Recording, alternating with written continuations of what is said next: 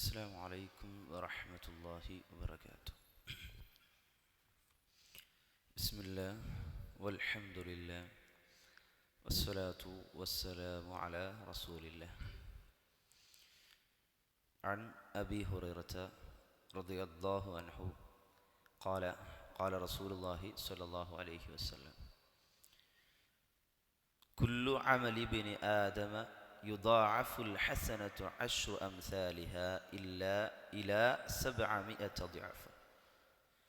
قال الله عز وجل: إلا الصوم فإنه لي وأنا أجزي به. അബൂ ഹുറൈറ റളിയല്ലാഹുവിൽ നിന്ന് റിപ്പോർട്ട് ചെയ്ത ഹദീസ്, നബി സല്ലല്ലാഹു അലൈഹി വസല്ലമ പറയാണ്, അള്ളാഹു പറയുന്നതായിട്ട്, മനുഷ്യരുടെ എല്ലാ നന്മകൾക്കും 10 മുതൽ 700 ഇരട്ടി വരെ പ്രതിഫലം നൽകുന്നതാണ്. എന്നിട്ട് അള്ളാഹു പറയുന്നു, നോമ്പിന് ഒഴികെ അതിന് ഞാൻ കണക്കല്ലാത്ത പ്രതിഫലം നൽകുന്നതാണ് എന്നുള്ളത്.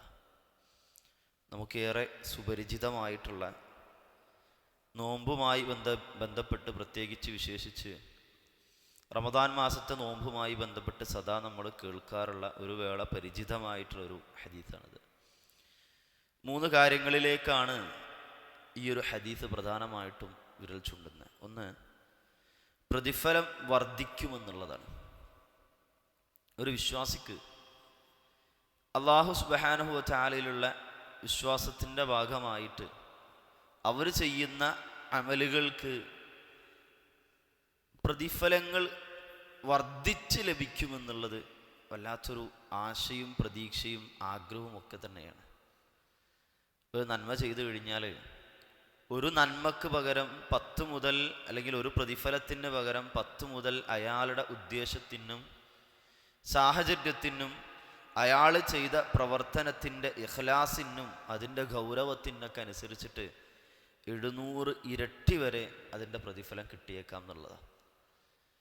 ഇപ്പം നമ്മളിപ്പോൾ എല്ലാവരും ഒന്നിച്ച് ഇവിടുന്ന് നമസ്കരിച്ചപ്പോൾ ഈ ഒരു നമസ്കാരത്തിൽ 10ൽ 10 മാർക്ക് കിട്ടിയവരുണ്ടാവാം, അല്ലെ 10ൽ 9 കിട്ടിയവരുണ്ടാവും. പ്രതിഫലത്തിൻ്റെ കണക്ക് വെച്ച് നോക്കുകയാണെന്ന് വെച്ചാൽ 700, 600, 500 ഇങ്ങനെ ഇതിൻ്റെ ഇടയിലുള്ള പലതും കിട്ടുന്ന ആളുകളുണ്ടാകാം. ഓരോരുത്തർ നമസ്കാരത്തിന് വന്നതും നമസ്കാരത്തിലുണ്ടായിട്ടുള്ള ഖുശൂഉം നമസ്കാരത്തിൽ അല്ലാഹു സുബ്ഹാനഹു വ തആലയോടുള്ള മുനാജാത്തിൽ പ്രാർത്ഥിച്ചിട്ടുള്ള പ്രാർത്ഥനകളും അതിനു വേണ്ടിയിട്ടുള്ള തയ്യാറെടുപ്പുകളും ഒക്കെയും തന്നെ ഏതൊക്കെ കാര്യങ്ങളാണോ നമുക്കറിയില്ല. അല്ലാഹു തആല ആലം. ഖുർആനിലൂടെ അല്ലാഹു സുബ്ഹാനഹു വ തആല ഒരു സമ്പത്ത് ചെലവഴിക്കുന്നതുമായി ബന്ധപ്പെട്ട് കമസലി ഹബ്ബ എന്ന് പറയുന്നുണ്ട്.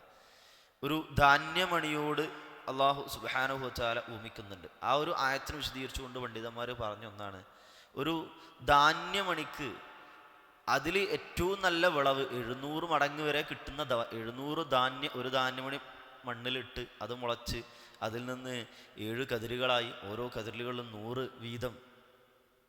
വീതം ധാന്യങ്ങളായി, അത്തരത്തിലൊരു ഉപമയാണ് പണ്ഡിതന്മാർ ആ ഒരു ആയത്തിനെ വിശദീകരിച്ചുകൊണ്ട് പറയുന്നുണ്ട്.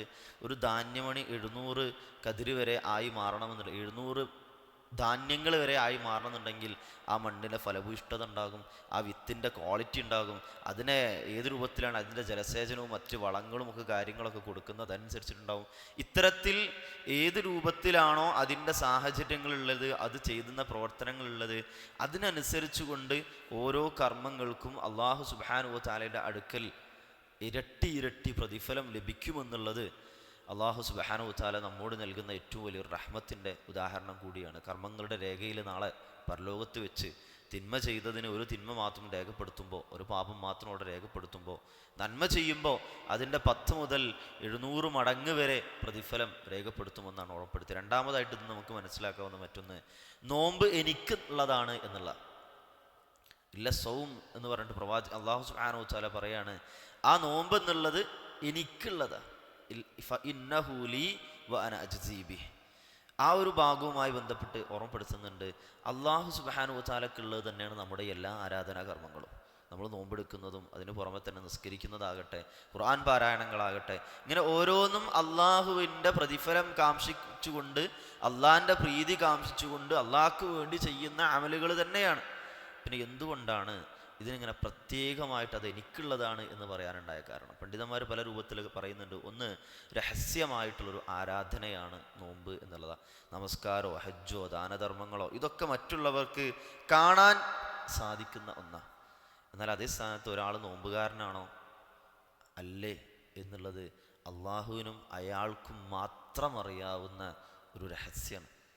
കാരണം മറ്റുള്ളവർക്കിടയിൽ ഒരു പക്ഷെ നോമ്പുകാരനാണെന്ന് പറഞ്ഞ് നടന്നാൽ പോലും അയാൾ യഥാർത്ഥത്തിൽ നോമ്പുകാരനാണോ അല്ലേ എന്നുള്ളത് അള്ളാഹ്ക്കും അയാൾക്കും മാത്രമേ അറിയുള്ളൂ. അതായത് റിയാഇൻ്റെ ആ ഒരു അംശം കടന്നു വരാനുള്ള സാധ്യത യഥാർത്ഥത്തിൽ വളരെ കുറവാണ് എന്നർത്ഥം, അതിൻ്റെ യഥാർത്ഥ രൂപത്തിലുള്ള അമലുകളുടെ വിഷയത്തിൽ.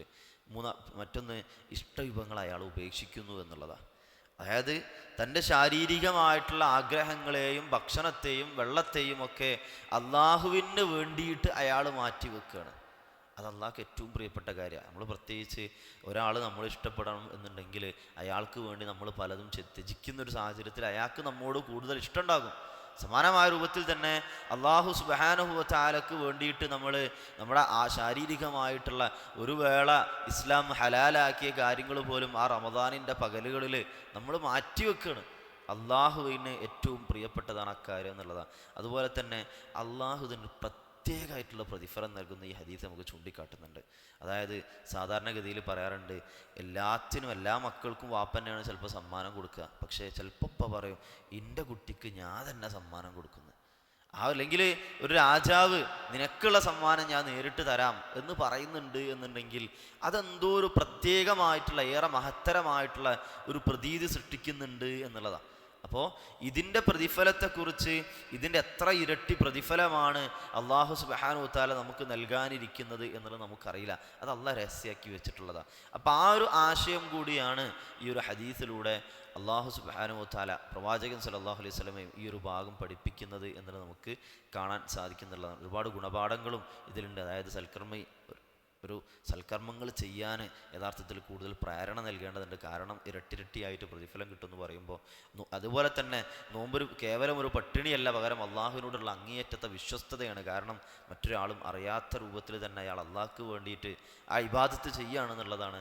അതുപോലെ തന്നെ ഇഖ്ലാസോട് കൂടിയിട്ടാണ് കർമ്മങ്ങൾ ചെയ്യുന്നത് എന്നുണ്ടെങ്കിൽ അതിനുള്ള ഇഖ്ലാസിനനുസരിച്ച് കൊണ്ട് പ്രതിഫലം നമുക്ക് വർദ്ധിച്ചു കിട്ടാൻ കാരണമാകുമെന്നുള്ളതാണ്. അതുപോലെ തന്നെ ഏറ്റവും വലിയ ക്ഷമയുടെ വലിയൊരു ഉദാഹരണം കൂടിയാണ് നോമ്പ് എന്നുള്ളത്.